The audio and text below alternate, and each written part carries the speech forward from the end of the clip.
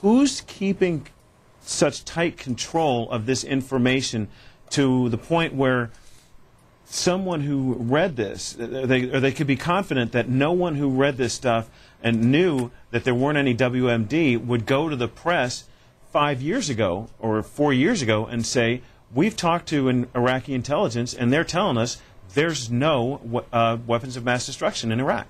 You know, what's fascinating is that throughout the history of this administration, and again, I've been reporting on it, others have as well, this is my third book now, many magazine stories, the information loops in this administration are so tight that, you know, in cases like this, you know, in terms of Haboosh, for instance, you know, a guy like Colin Powell is not informed of it. Other people at the very top of the heap, you'd say, well, how would they not know?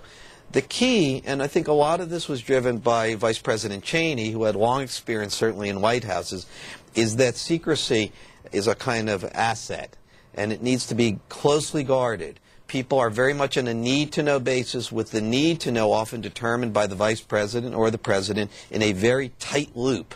So what you have is... Because the Vice President didn't trust Colin Powell?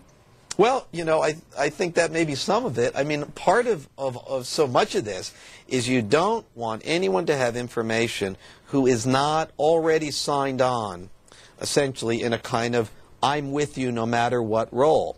And you find that again and again, and what that does is it kills off the kind of fierce yet productive debate that, frankly, most presidents have wanted as much of as they could get. Let's get everything on the table, let's get everyone in the room, let's argue all night if we have to, and let's be very honest with each other so we don't make the wrong decisions. If we make the wrong decisions at this level, the consequences for us, for history, could be profound.